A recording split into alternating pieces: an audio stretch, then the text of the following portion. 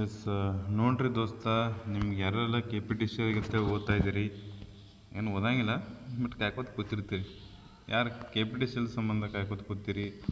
ಹೋದ ಸತಿ ನಿಮ್ಮದು ಒಂದು 3,000 ಪೋಸ್ಟ್ ಕರೆದಿದ್ರು, ಆವಾಗ ನಿಮ್ದು ಆಗಿಲ್ಲ ಅಲ್ಲ.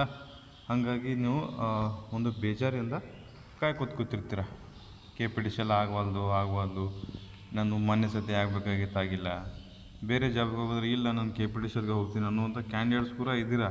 ಓಕೆ, ಅದು ನನಗೆ ಗಮನಕ್ಕೆ ಬಂದಿದೆ. ಹಾಗಾಗಿ ಕೆ ಪಿ ಟಿ ಸಿ ಯಾರ್ಯಾರಿಗೆಲ್ಲ ವೇಟ್ ಮಾಡ್ತಿರ್ತಾರೆ ನೋಡಿ, ಅವ್ರಿಗೊಂದು ಸಿಹಿ ಸುದ್ದಿ ಅಂತಲೇ ಹೇಳ್ಬೋದು.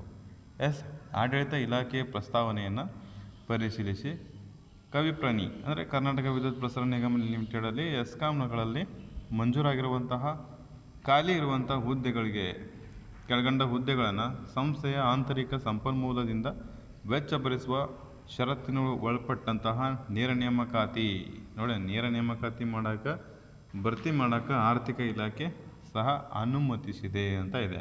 ಓಕೆ, ಇನ್ನು ಕಿರಿಯ ಪವರ್ಮ್ಯಾನ್ ಎಷ್ಟಿದ್ದಾವೆ ಅಂತಂದರೆ ನೋಡಿ, ಕಲ್ಯಾಣ ಕರ್ನಾಟಕಕ್ಕಾಗಿ 440 ಇದ್ದಾವೆ, ನಾನ್ ಕಲ್ಯಾಣ ಕರ್ನಾಟಕಕ್ಕಾಗಿ 560 ಇದ್ದಾವೆ. ಓಕೆ, ವೃಂದ ಮತ್ತು ನೇಮಕಾತಿ ನಿಯಮಗಳ ಅನ್ವಯ. ಇನ್ನು ಕಿರಿಯ ಸ್ಟೇಷನ್ ಪರಿಚಾರಕರ ಹುದ್ದೆಗೆ KK 24 ಕಲ್ಯಾಣ ಕರ್ನಾಟಕ, ನಾನ್ KK ಅಂದರೆ 176 ಹುದ್ದೆಗಳು. ಮತ್ತು ಇನ್ನು ಟೋಟಲಾಗಿ ಎಷ್ಟು ಹುದ್ದೆಗಳು ಬರ್ತವೆ ಅಂತಂದರೆ ನಿಮಗೆ 1,200 ಹುದ್ದೆಗಳು ಇದ್ದಾವೆ. ಇನ್ನೊಂದು ಸ್ವಲ್ಪ ಜನಕ್ಕೆ ಡೌಟು ಏನಂತಂದರೆ, ತುಂಬ ಜನ ಅಂತಿದ್ರಿ ಈ ಕಲ್ಯಾಣ ಕರ್ನಾಟಕ ಏನು, ಆಮೇಲೆ ನಾನ್ ಕಲ್ಯಾಣ ಕರ್ನಾಟಕ ಏನಂತೇಳಿ ಡೌಟ್ ಇರ್ತದೆ. ಓಕೆ, ನಾನ್ HK ಅಂತಂದರೆ ನಾನ್ ಕಲ್ಯಾಣ ಕರ್ನಾಟಕ ಏನು 371J ಅಡಿಯಲ್ಲಿ ನಿಮಗೆ ಮೀಸಲಾತಿ ಏನು ಕೊಟ್ಟಿರ್ತಾರಲ್ಲ ಕಲ್ಯಾಣ ಕರ್ನಾಟಕಕ್ಕಾಗಿ. ಮೊದಲು HK ಅಂತ ಕರಿತಿದ್ರು ಹೈದರಾಬಾದ್ ಕರ್ನಾಟಕ, ಈಗ ಕಲ್ಯಾಣ ಕರ್ನಾಟಕ ಅಂತ ಮಾಡ್ತಾರೆ. ಓಕೆ, ಈಗ ಕಲ್ಯಾಣ ಕರ್ನಾಟಕ ಅಂತ ಕರಿತಿದ್ದಾರೆ. ಅವುಗಳು ಒಂದು 7 ಜಿಲ್ಲೆಗಳು ಬರ್ತವೆ. ಈ 7 ಜಿಲ್ಲೆಗಳಿಗೆ KK ಅಂತ ಕರೀತಾರೆ. ಮೊದಲು ಮೊದಲ HK ಅಂತ ಕರಿತಿದ್ರು, ಇವಾಗ KK ಅಂತ ಕರೀತಾರೆ, ಕಲ್ಯಾಣ ಕರ್ನಾಟಕ ಅಂತೇಳಿ ಕರೀತಾರೆ. 7 ಜಿಲ್ಲೆಗಳು ಬಿಟ್ಟು ಉಳಿದವ್ರು ಯಾರಿರ್ತಾರೆ ನೋಡಿ, ಅವರು ನಾನ್ HKಗೆ ಬರ್ತೀರ ಅಂತ ಅರ್ಥ. ಯಾವ್ಯಾವ ಅಂತ ಹೇಳ್ಬಿಡ್ತೀನಿ ನೋಡಿ, ನೆನ್ಪಿಟ್ಕೊಳ್ಳಿ. ಒಂದು 7 ಜಿಲ್ಲೆ, 1 2 3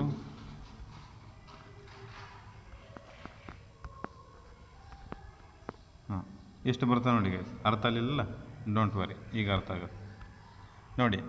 ಬೀದರ್, ಕೊಪ್ಪಳ, ಯಾದಗಿರಿ, ಬಳ್ಳಾರಿ, ಆಮೇಲೆ ಕಲಬುರಗಿ, ರಾಯಚೂರು, ಇದೊಂದು ಲಾಸ್ಟ್ನೇದು ಆ್ಯಡ್ ಆಗಿದೆ, ಇದೊಂದು ಆ್ಯಡ್ ಆಗಿದೆಲ್ಲ 7ನೇದು. ಸೊ ಟೋಟಲಾಗಿ 7 ಜಿಲ್ಲೆಗಳು ಏನು ಬರ್ತಾವಲ್ಲ, ಇವು 7 ಜಿಲ್ಲೆಗಳಿಗೆ ಕಲ್ಯಾಣ ಕರ್ನಾಟಕ ಅಂತ ಕರಿತೀವಿ. ಇವುಗಳನ್ನ ಬಿಟ್ಟರೆ ಎಲ್ಲರೂ ನೀವೇನಾಗಿರ್ತಾರಪ್ಪ ಅಂತಂದರೆ ನಾನ್ ಕಲ್ಯಾಣ ಕರ್ನಾಟಕ ಆಗಿರ್ತಾರೆ. ಓಕೆ,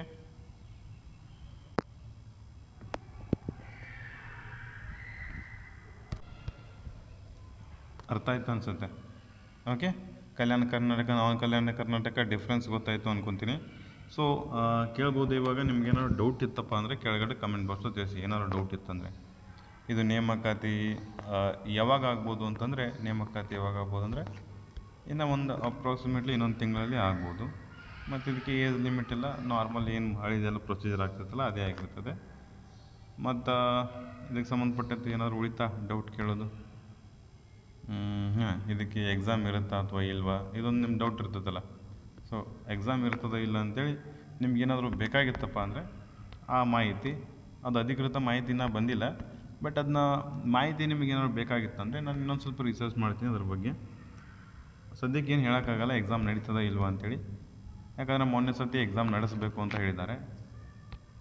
ಇವಾಗ ನೋಡ್ಬೋದು ಎಕ್ಸಾಮ್ ಆಗುತ್ತಾ ಇಲ್ಲ. ನೀವು ಕಮೆಂಟ್ ಮಾಡಿ ಕೆಳಗಡೆ ನೋಡೋಣ. ಜಾಸ್ತಿ ಕಮೆಂಟ್ ಬರ್ತಪ್ಪ ಅಂದರೆ ಎಸ್ ಎಕ್ಸಾಮ್ ಬೇಕು ಅಂತಂದರೆ, ಎಕ್ಸಾಮ್ ನಡೀತವ ಇಲ್ವ ಅಂತೇಳಿ ಮಾಹಿತಿ ಬೇಕಾಗಿತ್ತು ಅಂದರೆ ಎಸ್ ಅಂತೇಳಿ ಕಮೆಂಟ್ ಮಾಡಿ.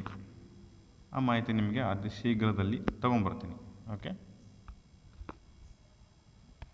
ನಿಮಗೆ ಯಾವ್ದು ಅನುಕೂಲ ಆಗ್ತದೆ, ಎಕ್ಸಾಮ್ ನಡಿಬೇಕಾ ಬೇಡವಾ? ಎಕ್ಸಾಮ್ ನಡಿಬೇಕಂತಂದರೆ ಎಸ್ ಅಂತೇಳಿ ಕಮೆಂಟ್ ಮಾಡಿ, ಇಲ್ಲ ಎಕ್ಸಾಮ್ ನಡಿಬಾರ್ದು ಅಂತಂದರೆ ನೋ ಅಂತೇಳಿ ಕಮೆಂಟ್ ಮಾಡಿ. ನೋಡೋಣ ಎಷ್ಟು ಜನಕ್ಕೆ ಇಂಟ್ರೆಸ್ಟ್ ಇದೆ ಅಂತೇಳಿ. Thank you.